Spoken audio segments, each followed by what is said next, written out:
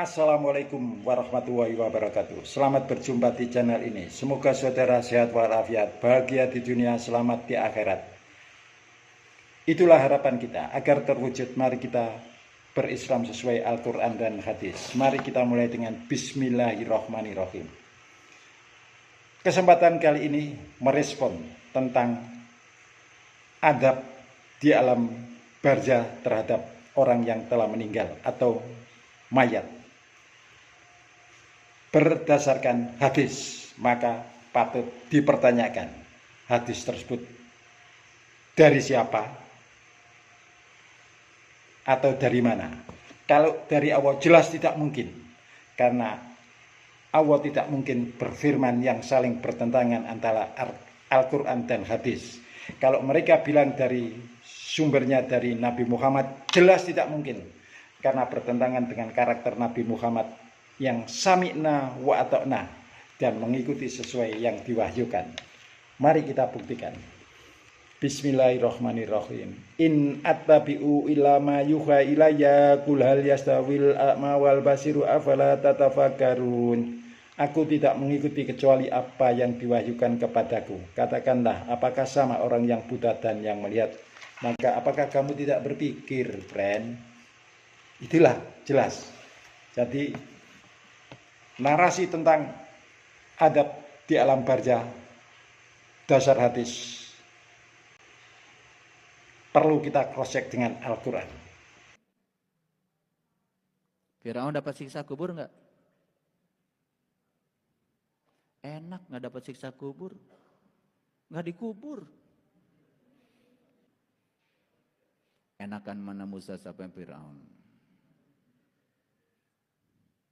Ini kadang-kadang ketololan ini kan tidak pernah disadari. Ini karena kurang-kurang jalan-jalan. Pergi ke Mesir, lihat di sana Firaun. Begitu saya masuk ke museum Firaun, saya terkejut. Ternyata Firaun tuh banyak. Saya pikir dulu cuma satu. Begitu saya masuk di situ ada ratusan itu, ya, yang di mumi. Saya tanya itu sama tour guide saya. Ini siapa? Firaun, Pak. Ini Firaun, Pak. Ini Firaun. Loh, banyak ternyata Firaun itu dari beberapa generasi. Di mumi, tidak dikubur. Enak ya, Firaun gak dapat siksa kubur.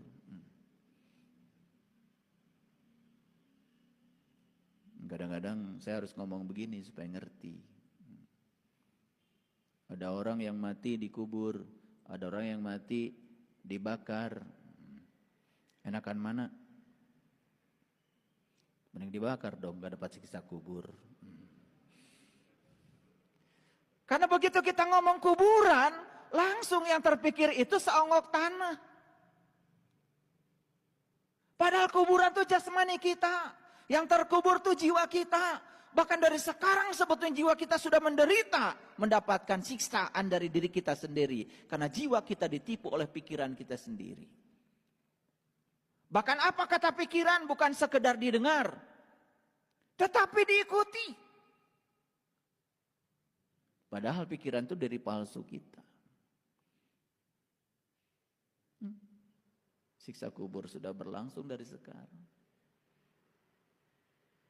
Siapa yang disiksa? Yang disiksa itu yatim yang ada dalam diri kita. Siapa yatim? Yatim itu yang tak beribu, yang tak berbapak. Yatim itu adalah jiwa kita yang tidak pernah dilahirkan. Kalau yatim itu adalah manusia, semua kita juga akhirnya akan jadi yatim. 7,7 miliar penduduk bumi semuanya yatim. Gimana ngurusnya? Semua yatim, saya juga yatim. Karena Al-Quran adab adanya adab di dunia dan di akhirat. Kita buktikan. Bismillahirrahmanirrahim. Walanudikonnahum minal adabil adna dunal adabil akbari la'allahum yarji'un. Dan sesungguhnya kami merasakan kepada mereka sebagian adab yang dekat di dunia sebelum adab yang lebih besar di akhirat. Mudah-mudahan mereka kembali ke jalan yang benar. Al-Quran jelas, tegas mengatakan bahwa adab adanya di dunia dan di akhirat. Di alam barzah tidak ada Hanya saja kondisi mayat atau orang yang telah meninggal di alam barzah kondisinya sesuai kinerja ketakwaannya. Mari kita cek di Al-Quran. Pertama, tertidur. Bismillahirrahmanirrahim. Wa nufikha fis-suri fa idahum minal ajdasi ila rabbihim yansilun. Qalu ya wailana man ba'asana min marqatina hadza ma wa'ada ar-rahman wa sadaqal mursalun. Dan ditiuplah sangkakala, maka tiba-tiba mereka keluar dengan segera dari kuburnya menuju kepada Tuhan mereka. Mereka berkata, aduhai celakalah kami, siapakah yang membangkitkan kami dari tempat tidur kami, kubur ini? Inilah janji Tuhan yang maha pemurah dan benarlah Rasul-Rasulnya. Jadi orang ada yang tertidur, ini mungkin kinerjanya 50-50 ya. Tapi yang plus, yakni orang-orang yang menegakkan Islam secara benar dan kafah, maka kita cek di Al-Quran. Bismillahirrahmanirrahim. Wala tahsabanna alladziina qutilu fi sabilillahi amwatan bal ahyaun inda rabbihim yurzaqun.